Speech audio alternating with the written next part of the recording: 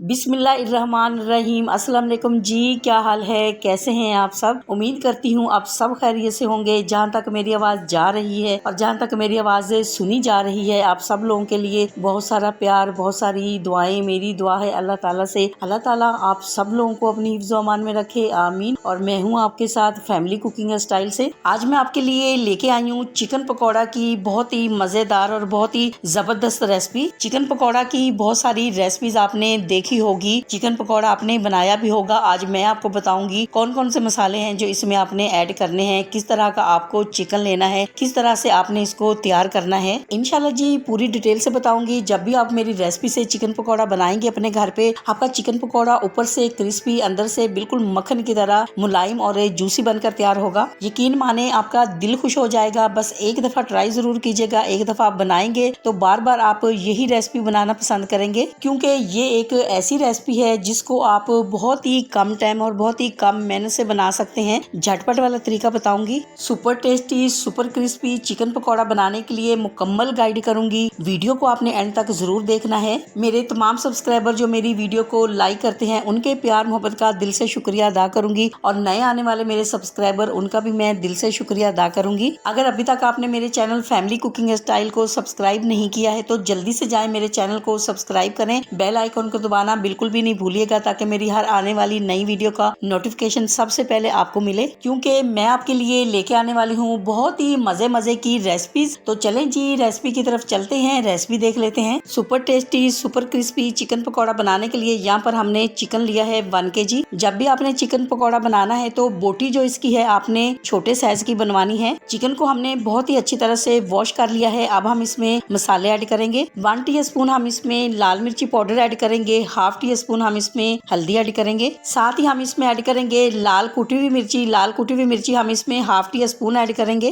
1/2 teaspoon ही हम इसमें काली मिर्ची पाउडर ऐड करेंगे। काली मिर्ची पाउडर आपने जरूर ऐड करना है, इससे चिकन पकौड़ा में बहुत ही अच्छा फ्लेवर आएगा। 1 टीस्पून हम इसमें नमक ऐड करेंगे। नमक जो है आपने जरूर चेक कर लेना है। 1/2 टीस्पून हम इसमें भुना कूटा जीरा ऐड करेंगे। अब हम इसमें ऐड करेंगे मिक्स गरम मसाला। गरम मसाला पाउडर भी हम इसमें 1/2 टीस्पून ही ऐड करेंगे। अब हम इसमें ऐड करेंगे 1/2 टीस्पून आमचूर पाउडर। आमचूर पाउडर अगर आपके पास नहीं हो तो 1 टेबल स्पून आप इसमें लेमन जूस ऐड कर सकते हैं। अब हम क्या करेंगे, अब हम इसमें 1 टेबल स्पून ग्रीन मिर्ची का पेस्ट ऐड करेंगे। साथ ही हम इसमें बारीक कटा हुआ धनिया ऐड करेंगे। धनिया जो है ये आप इस तरह से भी ऐड कर सकते हैं, आप पीस कर भी ऐड कर सकते हैं। 1 टेबल स्पून हम इसमें अदरक लहसुन का पेस्ट ऐड करेंगे।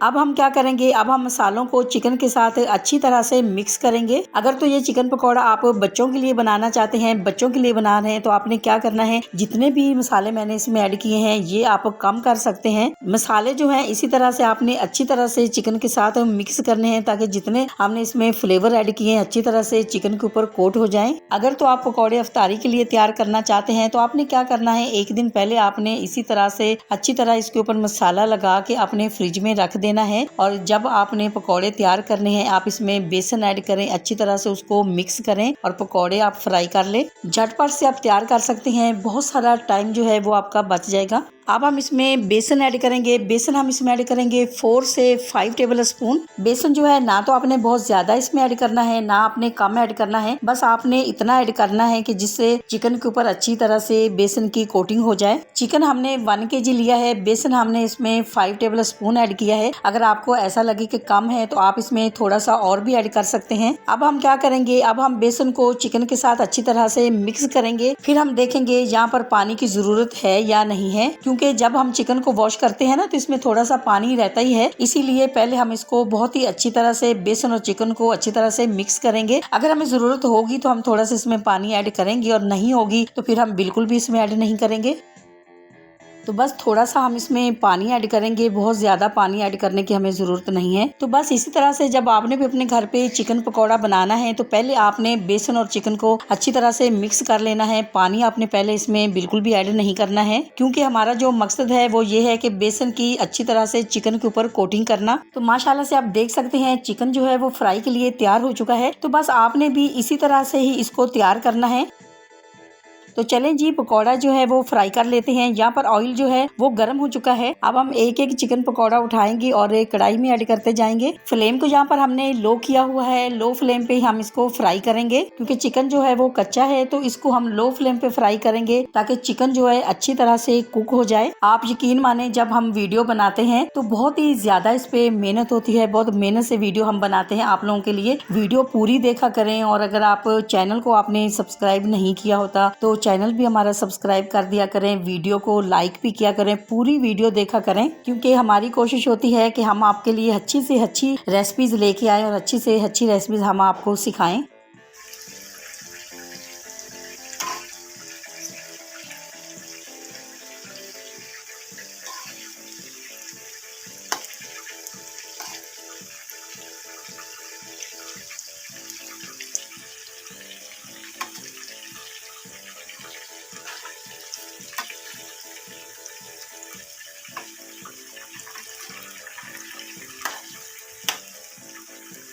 लो फ्लेम पे जब हम इसको फ्राई करते हैं तो थोड़ा सा टाइम तो लगता है, लेकिन जो चिकन पकौड़ा हमारा है अंदर तक अच्छी तरह से फ्राई होगा। तो माशाल्लाह से आप देख सकते हैं कितना खूबसूरत कलर आ चुका है, और चिकन पकौड़ा जो हमारा है वो हमने चेक कर लिया है, अंदर तक अच्छी तरह से कुक हो चुका है। तो अब बस हम इसको निकाल लेंगे। ऊपर से क्रिस्पी, अंदर से बिल्कुल मक्खन की तरह मुलायम चिकन पकौड़ा हमारा बिल्कुल रेडी हो चुका है।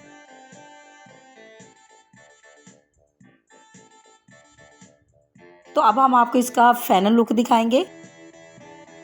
आपको अगर ये मेरे चिकन पकौड़ा की रेसिपी अच्छी लगी है तो मेरी वीडियो को लाइक और चैनल को सब्सक्राइब करना नहीं भूलिएगा। दोस्तों और रिश्तेदारों के साथ भी शेयर किया करें। अपना बहुत ख्याल रखा करें, दुआओं में मुझे भी याद रखा करें। इंशाल्लाह जी अब आपसे मुलाकात होगी एक नई रेसिपी के साथ। जब तक के लिए मैं चाहती हूँ आपसे इजाजत। मेरी दुआ है अल्लाह ताला से आप सब लोगों के लिए, आप सब लोग जहाँ पर भी रहें हैप्पी रहें, हेल्दी रहें, खुश रहें। अल्लाह हाफिज।